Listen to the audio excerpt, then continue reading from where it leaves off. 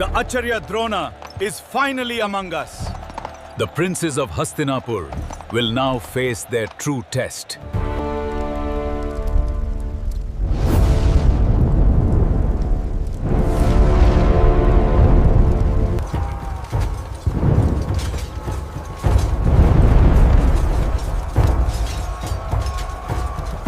I accept this great responsibility.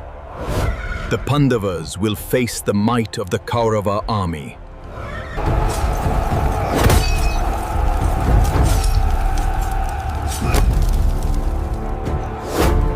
This is the Chakravyuha, a massive, rotating labyrinth of soldiers designed to function like a grinding gear on the battlefield.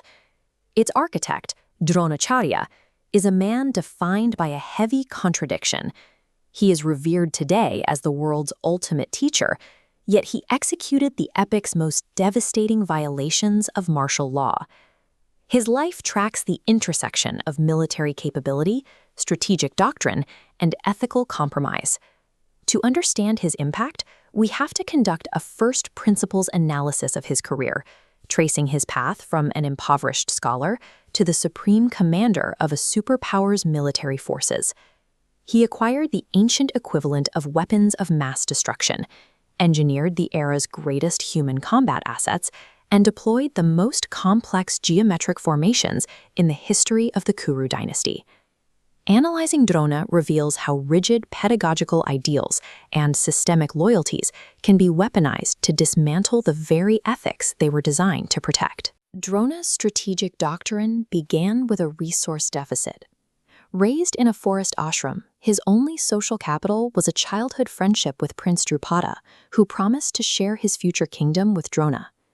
Years later, unable to even afford milk for his son, Drona approached the now king Drupada to collect on that promise.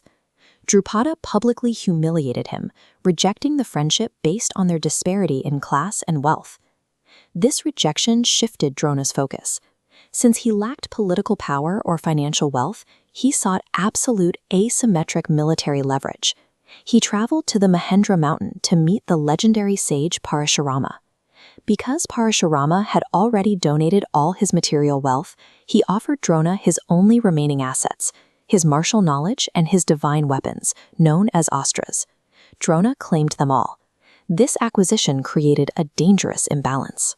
Drona now possessed the theoretical knowledge and divine hardware of a one-man army, but he lacked the geopolitical apparatus required to execute his vengeance against King Drupada. To solve his resource problem, Drona aligned himself with the Kuru kingdom of Hastinapura. He used their state resources to train the kingdom's princes, effectively cultivating a personal strike force under the guise of royal instruction. This diagram maps his specialized curriculum. Duryodhana and Bhima took heavy maces, Nakula and Sahadeva swords. Yudhishthira mastered charioteering, Arjuna archery. Arjuna became the system's apex asset. Drona granted him exclusive access to the Brahmashirstrastra, a restricted, celestial weapon never to be used against mortals.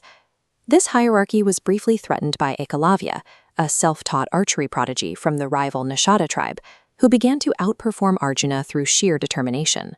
When Drona demanded Ekalavya's thumb as teacher's payment, he was performing a calculated act of military containment. By permanently disabling a rival prodigy, Drona ensured Hastinapura's absolute supremacy in ranged combat. With his trained assets ready, Drona executed his objective. He commanded the Kuru princes to invade Panchala, successfully defeating King Drupada and seizing half of his territory as a professional fee. While this achieved Drona's personal goals, it triggered a devastating arms race. King Drupada, seeking revenge, would later perform a sacrificial rite to obtain children specifically engineered to destroy Drona. He became the commander-in-chief for the Kauravas, leading an army against the Pandava students he had personally mentored. Taking command on the 11th day, Drona attempted to end the war through statecraft by capturing the Pandava leader Yudhishthira alive, rather than creating a martyr through assassination. This schematic illustrates his solution for isolating targets, the Chakravyuha. Deployed on the 13th day, it was a multi-layered rotating labyrinth of soldiers. The formation pulled attackers inward. If an enemy breached a line, rotating rings immediately sealed the gap, cutting off all outside support.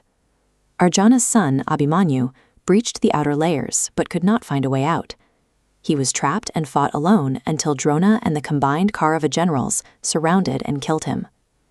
The victory of the Chakravyuha relied on 6 senior generals simultaneously attacking a single disarmed teenager. This collective assault nullified the ancient mandate for one-on-one combat, replacing the honor code with the logic of asymmetric slaughter. On the 14th day, the tactical stakes reached their limit. Arjuna swore a suicidal oath to kill the Kaurava ally Jayadratha by sunset. Drona had only hours to stall his own greatest student. This diagram outlines Drona's countermeasure, the Srigantika triple formation. It was solver purely for deep-layered delay, nesting a horned wedge inside a circular lotus, which was entirely encapsulated by a massive box formation. Despite this architecture, Arjuna breached the lines. By the 15th day, facing massive casualties and direct accusations of treason from his own king, Drona reached his breaking point. He responded with the ultimate violation of proportional warfare. Drona deployed the celestial Brahmastra against unequipped common infantrymen, vaporizing rank-and-file soldiers with a weapon reserved for divine conflicts. By utilizing divine weapons against unprotected foot soldiers, Drona abandoned his role as a disciplined preceptor. He ended his career by applying the era's most advanced weaponry to common infantry, effectively removing ethics from the tactical equation. Drona's physical defenses were ultimately bypassed through a targeted exploit of his psychological armor. Since Drona could not be defeated in a direct firefight, the Pandavas used a deceptive flow of information. They killed a war elephant named Ashwatthama, the same name as Drona's son. When Drona asked Yudhishthira for confirmation, the king confirmed the death, but mumbled the word elephant so Drona could not hear it. Overwhelmed by grief, Drona laid down his weapons and entered meditation on the battlefield. In this defenseless state, he was beheaded by Drishtadyumna, the son King Drupada had engineered for this specific moment. Yet, in modern India, his name is institutionalized as the highest standard of coaching. This photograph shows the Dronacharya Award, given annually to the nation's best sports teachers. This same legacy is built into the geography of Gurugram, a modern tech hub whose name literally means Village of the Guru, in honor of the ancient land grant given to Drona. History remembers Drona for the personal vendettas that escalated a localized conflict into a continental war. Yet the same name has been repurposed by modern institutions as a symbol for the highest standard of pedagogical honor and discipline. Every year, the Indian government honors its most elite sports coaches with the Dronacharya Award.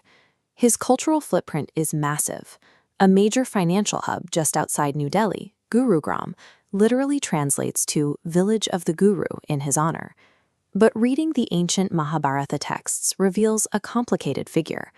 The cultural gold standard for teaching and discipline is actually portrayed as deeply flawed, constantly wrestling with his own ethical compromises. Drona's life was defined by rigid systems, brilliant formations he designed to place people in exact, inflexible hierarchies to maintain his own control. His story operates as a timeless warning about what happens when professional excellence supersedes moral courage. Drona started out in a modest ashram. His life's trajectory shifted entirely when his childhood friend, King Drupada, mocked and rejected him, pointing out that a wealthy king could never associate with a poor sage. Humiliated and desperate for status, Drona sought out the sage Parashurama to acquire advanced divine weapons. Armed with this lethal knowledge, he secured a prestigious position as the royal preceptor to the powerful Kuru princes. Here, he built his first formation. He engineered a strict classroom hierarchy to guarantee that his favorite student, Arjuna, would remain the supreme archer of their era. Then came Ekalavya. This young tribal boy mastered archery entirely on his own, practicing in the forest before a clay idol of Drona. His skill quickly outpaced everyone, directly threatening Arjuna's supremacy. Drona demanded the boy's right thumb as his teacher's fee. It was a calculated move to permanently neutralize Ekalavya as a rival. Ekalavya complied without hesitation. Drona proved he was willing to permanently mutilate an innocent child to protect his own professional pride and the social hierarchy he had built. Drona's ultimate revenge against his old friend came years later. As his final teacher's fee, he ordered his royal students to conquer King Drupada, allowing Drona to annex half the kingdom of Panchala. This specific act of vengeance guaranteed future bloodshed. In response, Drupada performed a sacrifice to magically beget children designed for one specific purpose, to eventually kill Drona. By using the Kuru crown to secure his own land and power, Drona built his second formation, a political trap. He locked himself into a strict code of professional duty to the throne, prioritizing loyalty to his employers over his own ethics. This trap snapped shut during the most shameful moment of the Kuru court. When the princes publicly dishonored and attempted to disrobe Princess Draupadi, Drona remained silent, paralyzed by his vow to the crown. The architect of systems had become a prisoner of his own political design. When the Kurukshetra War broke out, Drona was forced to take up arms on behalf of the tyrannical Kauravas, fighting against the very Pandava students he loved. Taking over as commander-in-chief on the 11th day of the war, Drona's strategic mind manifested physically on the battlefield. He arranged hundreds of thousands of soldiers into inescapable geometric formations called vyuhas. This schematic visualizes his most famous offensive maneuver, the Chakra Vyuha. It was a massive spinning wheel formation designed to disorient and swallow the enemy king. The trap worked, but with a tragic result. The Chakra Vyuha successfully lured in Arjuna's young son, Abhimanyu, trapping him inside the labyrinth, where he was brutally ground down and killed by Kaurava warriors. The next day, Drona displayed his defensive mastery. To protect a high-value target from Arjuna, he layered the army into 3 nested shapes, a box, a lotus, and a needle, shielding the king at the rear. But his desperation to win pushed him over the edge. Violating the rules of war, Drona unleashed the Brahmastra, an apocalyptic divine weapon, incinerating ordinary, unequipped foot soldiers who had no defense against it. The role of commander had completely erased Drona the Brahmin. He sacrificed the very last of his spiritual principles for the sake of battlefield victory. By the 15th day of the war, Drona was fighting with pure violence. He slaughtered entire battalions, rendering him completely unbeatable in any physical military formation. Krishna recognized that they couldn't defeat the master of formations with brute force. They had to trap him in a psychological one, built on a calculated lie. The Pandavas killed an elephant named Ashwatthama. They then marched toward Drona and loudly proclaimed that Ashwatthama, which was also the exact name of Drona's beloved son, was dead. Disbelieving the claim, Drona turned to Yudhishthira, a man renowned for his absolute honesty. Yudhishthira confirmed the kill, but indistinctly muttered the words, "the elephant," under his breath, so Drona couldn't hear the caveat. The trick worked. Drona's internal contradictions shattered. Overwhelmed by grief, he dropped his weapons, sat on the battlefield in meditation, and was beheaded by the son of Drupada. Modern society rightfully celebrates Drona's unmatched technical mastery and discipline, but the mythological text preserves his life as a stark warning. Brilliant strategy without a foundation of moral courage eventually leads to self